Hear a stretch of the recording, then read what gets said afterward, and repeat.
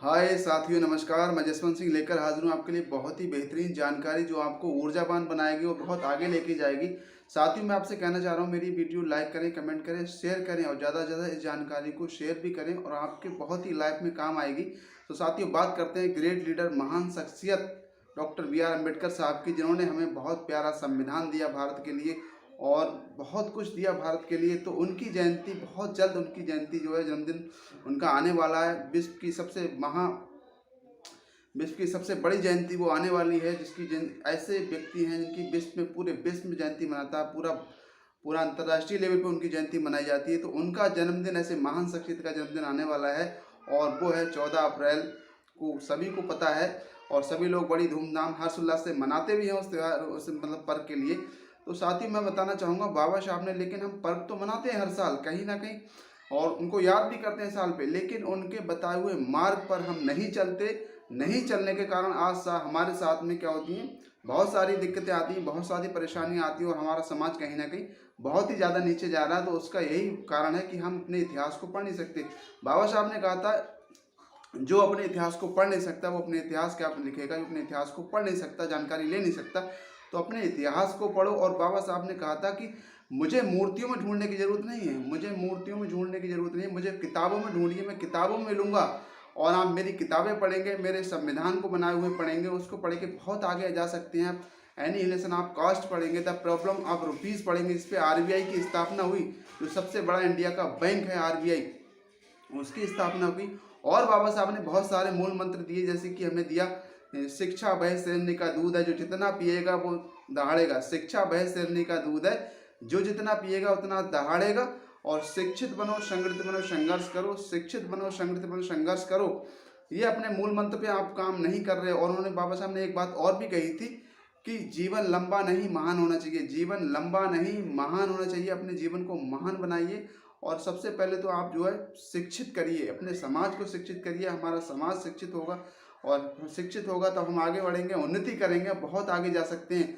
और बाबा साहब ने कहा था कि देश के अंदर अगर कोई भी राजनीतिक पॉलिटिकल पार्टी है, संविधान कितना भी अच्छा चाहे, संविधान कितना भी अच्छा हो, अगर उसको चलाने वाले लोग अगर अच्छे नहीं हैं, उसको चलाने वाली राजनीतिक पार्टियां अगर अच्छी नहीं है, तो हमारा समाज कहीं ना कहीं, मतलब हमारा जो संविधान है वो अच्छा नहीं होगा। संविधान कितना भी खराब क्यों ना हो, उसको चलाने वाले लोग अगर अच्छे हैं, उसको चलाने वाली जो पार्टी वहाँ बैठी है वो अच्छी है, तो संविधान बशर्ते अच्छा होगा और लोगों के काम आएगा और लोगों के जीवन को आगे बढ़ाएगा।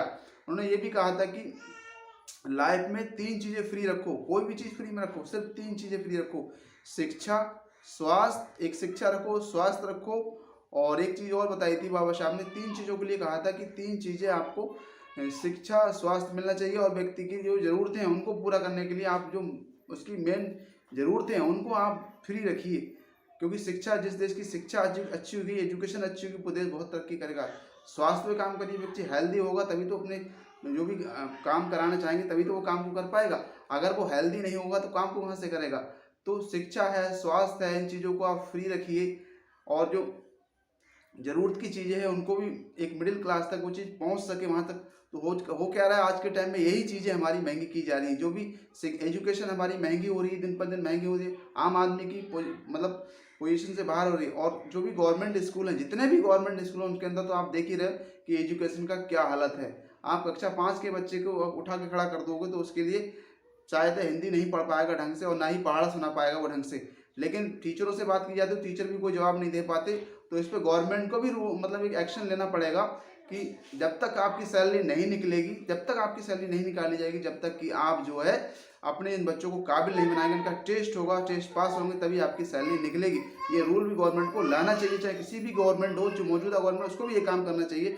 तो साथ ही मैं तो यही कह रहा हूँ कि महान शख्सियत की जयंती आने वाली, जिन्होंने कहा था कि मुझे किताबों में, मतलब मूर्तियों में ढूंढने की जरूरत नहीं है, मुझे जो आप जो है किताबों में पढ़िए। किताब जितने अच्छा दोस्त आप किताबों को बनाएंगे, अच्छी अच्छी बुक उनको पढ़िए, आप उनको पढ़ के बहुत आगे जा सकते हैं। हमारे जो महान पुरुष थे, चाहे स्वामी विवेकानंद ले लीजिए, चाहे हमारे बाबा साहब ले लीजिए, उन्होंने बहुत ही स्टडी की, सभी पे स्टडी की, कई देशों के संविधानों को पढ़ा।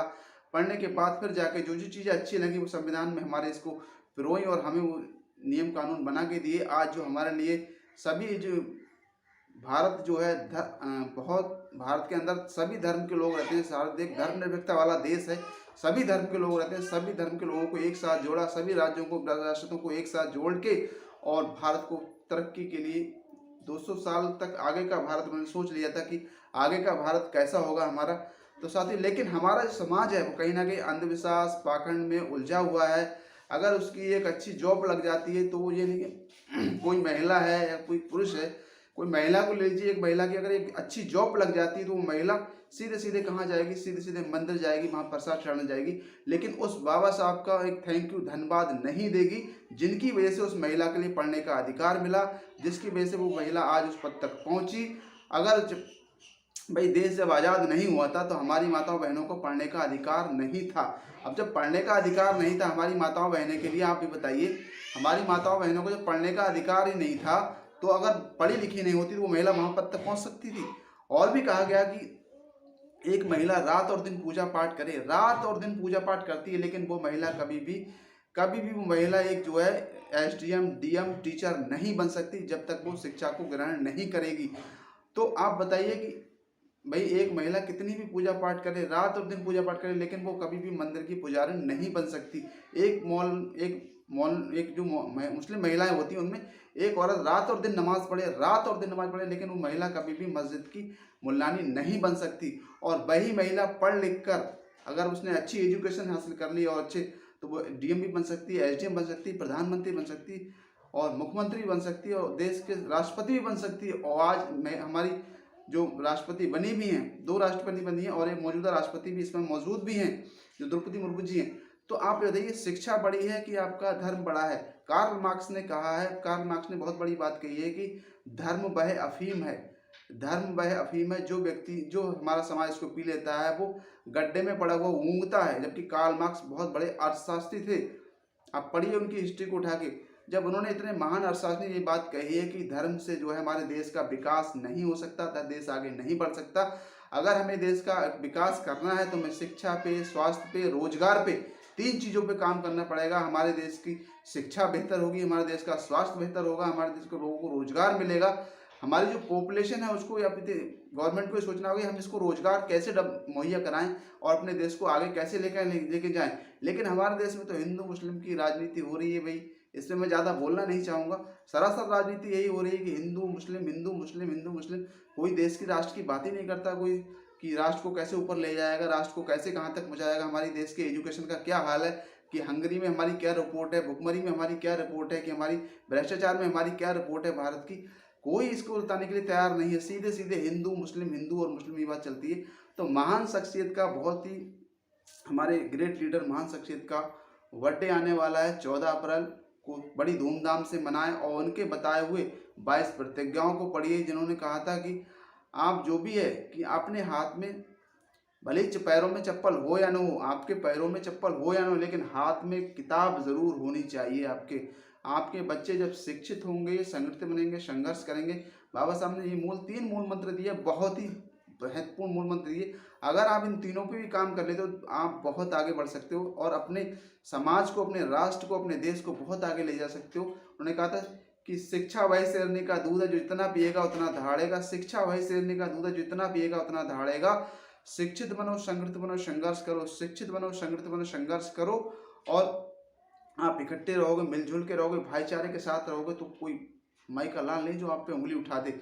और आप शिक्षित होंगे और आप जानकारी होगी तो आपको कोई बरगला नहीं सकता, आपको धर्म अंधविश्वास पाखंड में ले नहीं जा सकता।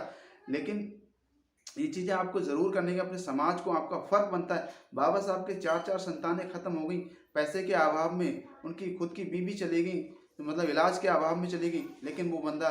लेकिन वो हमारे एक महान लीडर शख्सियत थे, वो लड़ते चले गए, लड़ते चले गए, लड़ते चले गए और हमें आज वो अधिकार दिला के चले गए। और आज वो अधिकार हमारे सुरक्षित रहें, हमें इसलिए संगठित रहना पड़ेगा, शिक्षित होना पड़ेगा और हमें कहीं ना कहीं जागरूक होना पड़ेगा। तो साथियों उनके विचारों को भी पढ़ें, अपने लाइफ में, अपने कैरेक्टर पे लागू करें। ये नहीं कि एक 14 अप्रैल को उनकी जयंती आई, मनाने के उनका काम बस हो गया, साल भर बाद भूल गए। उनके घर में एक फ़ोटो लगा ली और उनकी पूजा पाठ कर ली। तो पूजा पाठ के लिए तो सख्त मना किया था बाबा साहब ने कि अगर आपके घर में कोई फ़ोटो लगी है A to Z, आप उसकी पूजा पाठ करते हो, आप में क्या बदलाव आया? आपने उनकी फ़ोटो हटा दी और मेरी फ़ोटो वहाँ लगा दी, आप उनकी मेरी पूजा पाठ करने लगे, तो कोई फ़र्क नहीं पड़ेगा उनमें और मुझ में। मुझे पढ़ने की ज़रूरत है, मैं जो है मंदिरों में नहीं मिलूँगा, मैं किताबों के अंदर मिलूँगा। मुझे पढ़िए आप, पढ़ के जो आप आगे बढ़ सकते हैं, आप उन्नति कर सकते हैं। आप अपने संविधान को पढ़िए, संविधान की प्रस्तावना को पढ़िए, जो उसमें नियम लिखे उनको पढ़िए, जो मैंने बुकें लिखी है उनको पढ़िए, और जितने भी अर्थशास्त्री अच्छे-अच्छे अर्थशास्त्री कार्ल मार्क्स की बुकें पढ़िए, उनको पढ़िए, जिससे कि आप लोगों से बात कर सकें, लोगों को जागरूक कर सकें, लोगों को जगा सकें। ये भाई बाबा साहब ने कहा हमें 3 चीज़ें फ्री दे दीजिए, हमें एक शिक्षा, स्वास्थ्य, रोजगार, ये 3 चीज़ें हमें फ्री मुहैया कराइए, और कोई चीज़ फ्री देने की ज़रूरत बिल्कुल नहीं है। आप सब पे टैक्स लीजिए, सब पे पैसा लीजिए, कोई दिक्कत नहीं है। लेकिन यही चीज़ें हमारी कमज़ोर की जा रही है, यही चीज़ें हमारी महँगी की जा रही है, तो कहीं न कहीं साथियों हमें इनका ध्यान रखना पड़ेगा। और 14 अप्रैल को विशेष बात बता रहा हूँ कि बड़ी धूमधाम से, बड़े गर्व के साथ में डॉक्टर बी आर अम्बेडकर का जन्म को बड़ी सेलिब्रेट करना है, क्योंकि महान शख्सियत पूरे विश्व, पूरे अंतर्राष्ट्रीय लेवल पे बाबा साहब की जयंती मनाई जाती है। तो हम सबको मनाना है साथियों, मनाना बिल्कुल ना भूलें साथियों। मेरी तरफ से जय भीम, जय भारत, जय भीम, नमो बुद्धाय।